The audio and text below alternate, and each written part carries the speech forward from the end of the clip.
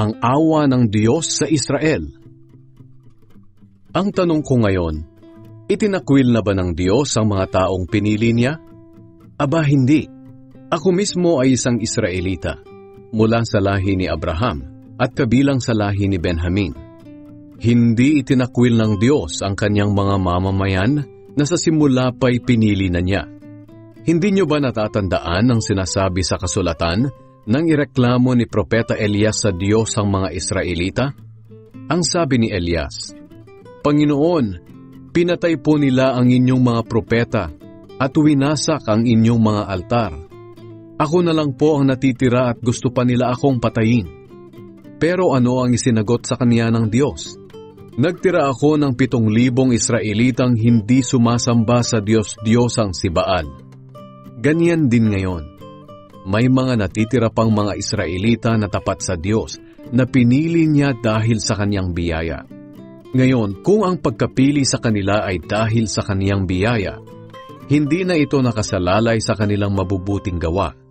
Sapagkat kung nakasalalay sa mabubuting gawa, hindi na ito biyaya. Ngayon, masasabi natin na hindi nakamtan ng mga Israelita ang kanilang ninanais na maituring silang matuwid ng Diyos. Ang mga pinili ng Diyos ang siyang nagkamit nito, pero ang karamihan ay pinatigas ang ulo. Gaya nga ng sinasabi sa kasulatan, ginawa silang manhid ng Diyos, at hanggang ngayon ay para silang mga bulag o bingi sa katotohanan. Sinabi rin ni David tungkol sa kanila, ang kanilang mga handog sana ang magdala sa kanila ng kapahamakan, kasiraan at kaparusahan. Mabulag sana sila at magkandakuba sa bigat ng kanilang mga papasanin.